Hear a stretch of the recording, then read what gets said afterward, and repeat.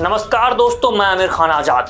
हरियाणा में जिस तरीके से बीजेपी ने साम दाम दंड भेद करके 49 सीटें प्राप्त की थी, लेकिन अब जो हरियाणा की बीजेपी के खेमे से ही खबर आ रही है कि वो 49 सीटें 40 में तब्दील होने वाली हैं और बीजेपी की सरकार जो प्रधानमंत्री कह रहे थे तीसरी बार बनने वाली है, वो भरम टूटने वाला है और सरकार कांग्रेस बनाने जा रही है। कांग्रेस के आला कमान ने भी इस पर मीटिंग बैठाना शुरू कर दी है।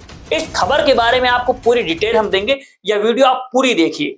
बीजेपी के 3 नेताओं के जो भिड़ंत चल रही है वो आप समझने की कोशिश कीजिए कि किस तरीके से एक ही थाली में 3-3 लोग बैठे हुए हैं। बीजेपी किसी और को मुख्यमंत्री बनाना चाहती है, फिर से नायाब सिंह को, लेकिन 2 लोग और हैं जो चाह रहे हैं कि उनको मुख्यमंत्री बना दिया जाए।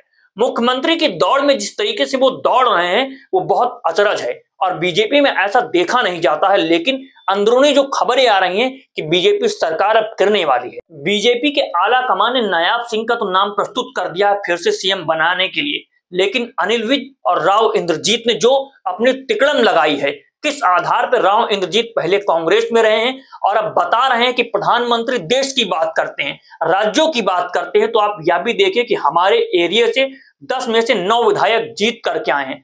अगर हमको मुख्यमंत्री नहीं बनाया गया तो हम राज्य के आधार पर, अपने क्षेत्र के आधार पर सारे विधायक तोड़ करके लेके चले जाएंगे कांग्रेस में। क्या कांग्रेस की सरकार बनने वाली है हरियाणा में? ये खबर बहुत तेजी से पूरी मीडिया जगत में फैल रही है और लोग इसमें बात कर रहे हैं और प्रधानमंत्री की भी सांसें थमी हुई हैं, क्योंकि अगर हरियाणा में ये जो लोटस चलाते हैं, ऑपरेशन लोटस, अगर वो उल्टा पड़ गया और वहां की सरकार गिर गई तो बीजेपी के लिए बहुत बड़ा खतरा उत्पन्न हो सकता है। सबसे पहले हम बात करेंगे अनिल विज की कि वो किस तरीके से सभाओं में जा रहे हैं, मीडिया में कह रहे हैं, अपने ट्विटर हैंडल से भी जानकारी दे रहे हैं, अखबारों में छप रहा है कि वो साफ तौर से मुख्यमंत्री बनना चाहते हैं और ये भी घोषणा कर दी है कि वो मुख्यमंत्री बनने के साथ ही हरियाणा को नंबर 1 बना देंगे। किस तरीके से नंबर 1 बनाएंगे अभी कोई रूपरेखा प्रस्तुत नहीं किए, लेकिन मुख्यमंत्री पद की दावेदारी उन्होंने प्रस्तुत कर दी है। दूसरा नाम आ रहा है राव इंद्रजीत का। वो ज्यादा मजबूती से अपना दावा पेश कर रहे हैं क्योंकि उनके साथ 10 विधायक खड़े हुए हैं और उनका तार पिछले कांग्रेस से भी जुड़ा हुआ है, तो ये खबर चल रही है कि वो कांग्रेस में जाने वाले हैं। हरियाणा में सभाओं को संबोधित करते हुए अनिल विज ने जो बात कही है वो आपको सुननी चाहिए। अनिल विज कहते हैं कि मैं सीएम बना तो हरियाणा नंबर 1 होगा, शपथ लेते ही करेंगे यह पहला काम। अंबाला से भाजपा विधायक अनिल विज ने फिर से सीएम पद के लिए मजबूत दावेदारी कर दी है।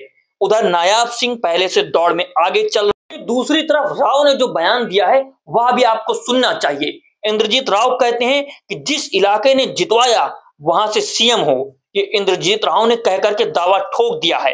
हरियाणा में भारतीय जनता पार्टी यानी भाजपा की जीत के जश्न के बीच मुख्यमंत्री पद के लिए दावेदारी की होड़ में भी शुरू होती दिख रही है। केंद्रीय मंत्री राव इंद्रजीत सिंह ने कहकर अपना दावा पेश किया है कि इस बार दक्षिण हरियाणा से अपना मुख्यमंत्री बनाया जाएगा।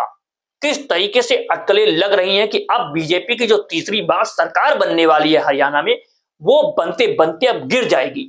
49 सीटों से सीधे आकर के खड़ी हो जाएगी 40 सीटों पर, क्योंकि इंद्रजीत राव अपने 9 विधायक लेकर के रफू चक्कर होने वाले हैं। अब अगर वो कांग्रेस में जाते हैं तो जो जनता के जनादेश को ठग लिया गया, ईवीएम के द्वारा ठग लिया गया, अलग अलग तरीकों से ठग लिया गया, साम दाम दंड भेद की नीति अपनाई गई, अब वह धरी की धरी रह जाएगी। बीजेपी पार्टी में भी कलह मची हुई है और कांग्रेस की भी बैठकें शुरू हो चुकी हैं। इस मुद्दे पर आप क्या सोचते हैं? क्या इस तरीके से सरकार बनेगी और क्या बीजेपी की सरकार गिर जाएगी? इस मुद्दे पर अपनी राय प्रकट कीजिए, कमेंट बॉक्स में कमेंट कीजिए। आप देख रहे हैं दो बोल न्यूज, मैं आमिर खान आजाद।